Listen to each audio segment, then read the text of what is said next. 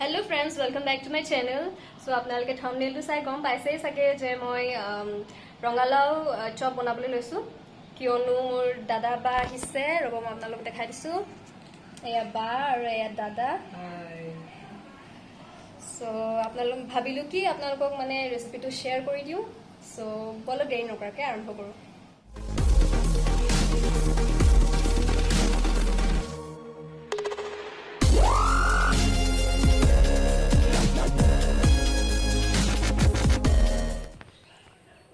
ৰঙালাও চপ বা কাটলেট বনাবলৈ কাৰণে আমাক ইনগ্ৰেডিয়েন্টছ লাগে ৰঙালাও চানা ডাল পিয়াজ আদা ধনিয়া আৰু নৰসিংহ পাত আৰু মছলা লাগে নিমখ সবজি মছলা চাট মছলা ৰঙা মিৰ্চ পাউডাৰ আৰু গৰম মছলা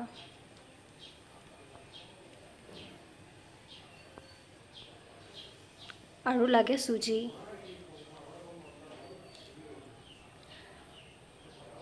ৰঙালাওটো প্ৰথমতে ৰুকি ল'ব লাগে ৰুকাৰ পাছত এনেদৰে চেপি ৰহ যিমান পাৰে উলিয়াই ল'ব লাগে নহলে শেপ দিবলৈ প্ৰবলেম হয় আৰু চানা ডালখিনি অলপ দেৰি তিয়াই থোৱাৰ পাছত মিক্সিত পেছি এনেদৰে পেষ্ট বনাই ল'ব লাগে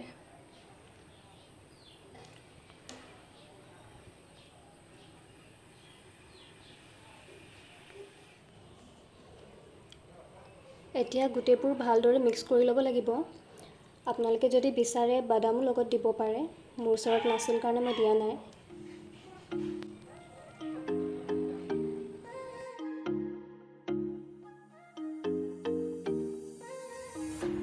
এতিয়া মই মছলাখিনি মিক্স কৰিম সুজিখিনি এতিয়া দিব নালাগে ইয়াৰ ব্যৱহাৰ মই লাষ্টত কৰিম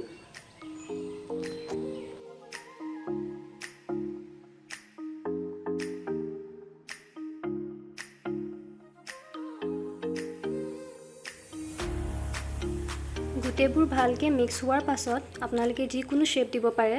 মই ৰাউণ্ড ফ্লেট শেপ দিছোঁ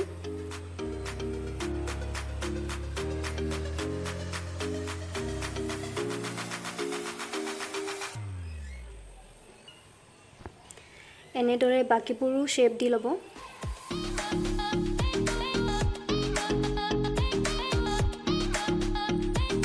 শেপছবোৰ দি হৈ যোৱাৰ পাছত সুজিখিনি চবফালে এনেদৰে সানি ল'ব সুজি এই কাৰণে ব্যৱহাৰ কৰা হয় যদিও এই কাটলেটকেইটাত পানী সোমাই থাকে তেতিয়া সেই এক্সেছ পানীবোৰ সুজিয়ে শুহি লয় তেতিয়া ফ্ৰাই কৰোঁতে ভাঙি নাযায় আৰু খাবলৈ বহুত ক্ৰিস্পি হয়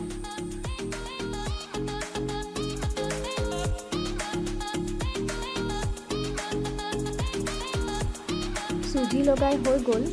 এতিয়া বনাবলৈ ৰেডি কেৰাহীত তেল দি লৈছোঁ আৰু অলপ দি লৈছোঁ আপোনালোকে নিজৰ জোখত কম বেছি কৰিব পাৰে ডিপেণ্ড কৰে আপুনি এটা টাইমত কেইটা কাটলেট দিব তেল গৰম হৈছেগৈ মই ফ্লেমটো কমাই লৈছোঁ আৰু এটা এটাকৈ কাটলেট তেলত দি দিছোঁ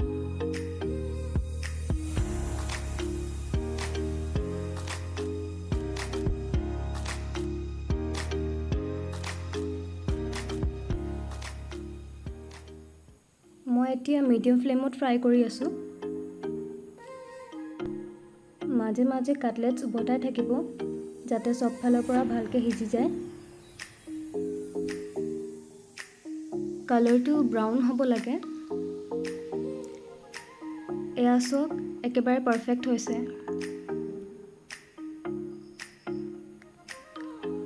ধুনীয়া হৈছে নে কি কয় এনেদৰে বাকিকেইটাও ফ্ৰাই কৰি ল'ব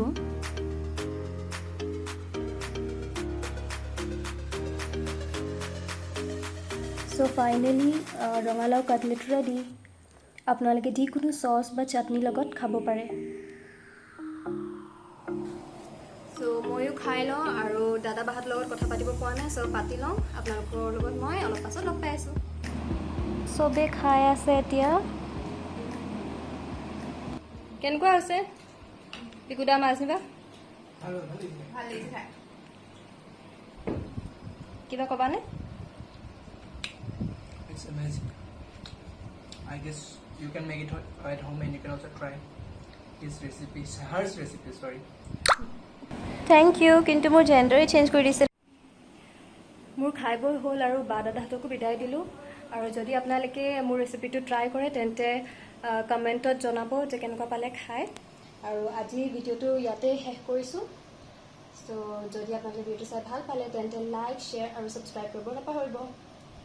বাই বাই